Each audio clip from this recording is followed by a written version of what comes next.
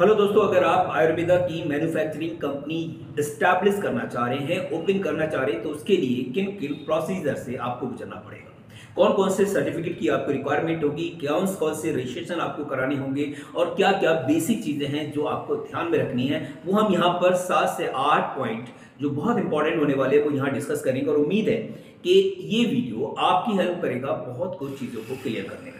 हम बात करेंगे कि अप्रूवल की कौन कौन सी अप्रूवल की जरूरत होती है जब हम एक आयुर्वेदा कंपनी यानी कि मैन्युफैक्चरिंग कंपनी स्टैब्लिश करना चाह रहे हैं। एक होता है आपका आयुर्वेदा मार्केटिंग कंपनी, वो एक अलग वीडियो हमने ऑलरेडी डिस्कस कर दिया है। एक और डिफरेंट तरीके से आप थर्ड पार्टी से अपने प्रोडक्ट की मैन्युफैक्चरिंग करा सकते हैं। यहाँ पर हम बात करेंगे जब आप अपने प्रोडक्ट की खुद मैन्युफैक्चरिंग कर रहे होते हैं तो कौन कौन से अप्रूवल और कौन कौन से रजिस्ट्रेशन आपको रिक्वायर्ड होते हैं जिनके बिना आप अपनी कंपनी को एस्टैब्लिश नहीं कर सकते।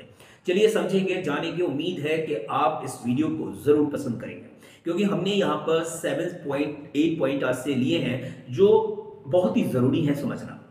चलिए स्टार्ट करेंगे, वन बाय वन डिस्कस करेंगे। अगर आप चैनल पर नए हैं तो चैनल को लाइक करके आप बेल आइकन जरूर प्रेस कर दीजिएगा। अगर आपको वीडियो अच्छा लगे तो लाइक जरूर करिएगा। चलिए स्टार्ट करते हैं, समझते हैं। पहला हमारा जो इंपॉर्टेंट पॉइंट है वो है आपका जो कंपनी है, आप जिस नेम से आपको कंपनी रखनी है उसका नाम आपको चूज करना है और ये नेम आपका बिल्कुल यूनिक होना चाहिए। अगर इस नेम को आपने कहीं से कॉपी किया है, किसी से आपने पूछ कर रखा और वो नाम ऑलरेडी किसी ने रखा हुआ है या कोई दूसरा यूज कर रहा है तो आपके प्रोडक्ट को उतनी आइडेंटिटी नहीं मिलेगी।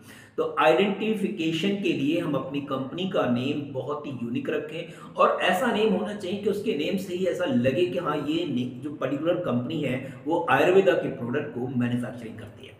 तो इसमें बहुत ध्यान रखना है। भले ही आपको कुछ समय लग जाए लेकिन नाम रखने में जल्दबाजी नहीं करना है, बहुत आराम से सोचना है, समझना है और उसके बाद आपको नाम रखना है। दूसरे नंबर पर हम बात करेंगे वो है आपका जीएसटी। अब आपको जब कंपनी स्टैब्लिश कर रहे हैं तो आपको जीएसटी की भी रिक्वायरमेंट होगी, तो जीएसटी का रजिस्ट्रेशन भी जरूर आपको कराना है। ये मैंडेटरी है, इसके बिना आप सर्वाइव नहीं कर पाएंगे, आपको प्रॉब्लम हो सकती है अगर आप विदाउट जीएसटी अपनी मैन्युफैक्चरिंग यूनिट स्टार्ट कर रहे हैं। तो थर्ड पॉइंट जो इंपॉर्टेंट होता है इस पर्पज से कि आप जब अपनी बिजनेस को एस्टैब्लिश कर रहे हैं तो आपको यहाँ पर लोकेशन बहुत इंपॉर्टेंट मायने रखती है, क्योंकि आपको लोकेशन ऐसी रखनी है जहां पर आप अपने बिजनेस को बहुत प्रॉपर वे में स्टैब्लिश कर सकें और आपकी सेल बढ़ जाए, या फिर आप ऐसे सिटी को अपने टारगेट करें कि वहां से आप अदर सिटीज को बहुत इजीली कवर करें। जैसे फॉर एग्जांपल अगर हम बात करें, दिल्ली है, दिल्ली एक हब है। अगर आप कोई भी बिजनेस स्टार्ट करें और आपने अपना हेड ऑफिस दिल्ली में रख दिया तो दिल्ली से आप पूरी इंडिया को बहुत इजीली कवर कर पाते हैं। तो इस तरीके से आपको समझना है कि आप अपनी जो लोकेशन है, फैक्ट्री की लोकेशन है, कोशिश करें कि जब फैक्ट्री की बात कर रहे होते हैं क्योंकि आपको मैन्युफैक्चरिंग यूनिट स्टार्ट करनी है तो ऐसी जगह देखें जहां पर खर्चा कम हो और आसानी से आप अपनी प्रोडक्ट की मैन्युफैक्चरिंग करके और कंपनी स्टार्ट कर सके। तो लोकेशन को बहुत ध्यान रखिएगा। नेक्स्ट अगर हम बात करें पॉइंट नंबर 4 की, वो है आपका आयुष मैन्युफैक्चरिंग लाइसेंस, जो बहुत ही जरूरी है। बिना इसके आप आयुष के यानी कि आयुर्वेदा के प्रोडक्ट को लॉन्च नहीं कर सकते, मैन्युफैक्चरिंग नहीं कर सकते। तो आयुष से आपको मैन्युफैक्चरिंग लाइसेंस नंबर इश्यू कराना मैंडेटरी है, याद रखिएगा। अगर आपने ये नंबर नहीं लिया है तो आप अपने प्रोडक्ट को प्रॉपर वे में मार्केट नहीं कर सकते, आपको कहीं ना कहीं डर जो है माइंड में जरूर बने रहेगा। पॉइंट नंबर 5 की अगर हम बात करें तो कुछ अप्रूवल हैं जो अप्रूवल आपको लेना पड़ते हैं। जैसे अगर हम बात करें वो है आईएसओ का।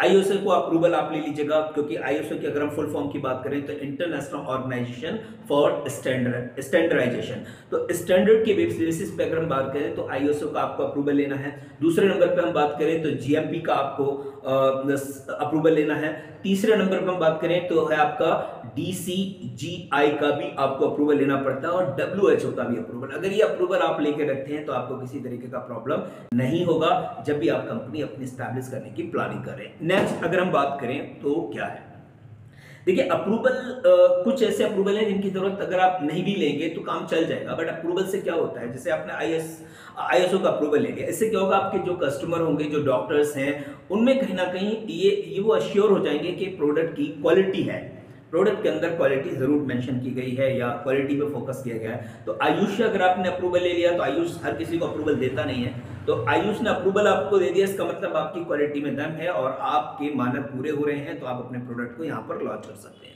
6 नंबर पर अगर हम बात करें वो है आपका अपने कस्टमर की नीड को पहचानना। आपको ये समझना पड़ेगा, मार्केट में R&D करनी पड़ेगी कि किस तरीके की जो प्रोडक्ट है वो मार्केट में रिक्वायर्ड है, कौन से प्रोडक्ट की डिमांड ज़्यादा है ना, कस्टमर की डिमांड क्या है, कस्टमर किस तरीके के प्रोडक्ट को पसंद कर रहे हैं, तो वो समझना है। थोड़े दिन आप R&D करिए, खुद घूमिए, लोगों को आप विजिट करिए, देखिए क्या किस चीज़ की ज़्यादा ज़रूरत है, तो उसके अकॉर्डिंग आप अपने प्रोडक्ट को लॉन्च करेगा। अगर हम बात करें select product and there form, मतलब आपको उन प्रोडक्ट को सिलेक्ट करना है स्टार्टिंग में जिनको आप मार्केट में लॉन्च करना। फॉर एग्जांपल आपने कुछ सिरप ले लिए, सिरप आपका कफ सिरप हो सकता है, लीवर का हो सकता है ना, बहुत सारे आपने सिरप ले लिए, आपने उसी मेडिसिन को पाउडर की फॉर्म में आपने ले लिया, उसी मेडिसिन को आपने टैबलेट की फॉर्म में ले लिया, कैप्सूल की फॉर्म में ले लिया, तो फॉर्म आपको क्लियर करना है। नंबर ऑफ प्रोडक्ट आपको डिफाइन करनी है, कितने प्रोडक्ट आप स्टार्टिंग में लॉन्च कर रहे हैं। अगला अगर हम बात करें, जो लास्ट पॉइंट है वो है आपका, जब ये सारी चीजें आपकी कंप्लीट हो जाती हैं तब आप अपने कंपनी के प्रोडक्ट को लॉन्च कर सकते हैं। अब लॉन्च करने के लिए बहुत सारी चीजें हैं, आपको पता है, डिस्ट्रीब्यूटर बनाएं, आप लोगों से कनेक्ट करें, डॉक्टर से विजिट करें, है ना, और बहुत सारे तरीके हैं अपने प्रोडक्ट को प्रमोट करने के, वो आपको पता है। डिजिटल मार्केटिंग है, डिजिटल प्लेटफॉर्म पे मूव कर सकते हैं, और आप ट्रेडिशनल मेथड भी अप्लाई कर सकते हैं जो ऑलरेडी चलता है और अभी भी चल रहा है। तो अगर आपको वीडियो अच्छा लगा हो तो लाइक जरूर करेगा, शेयर करेगा, और चैनल को सब्सक्राइब करना बिल्कुल नहीं भूलेगा। Thank you, thanks a lot.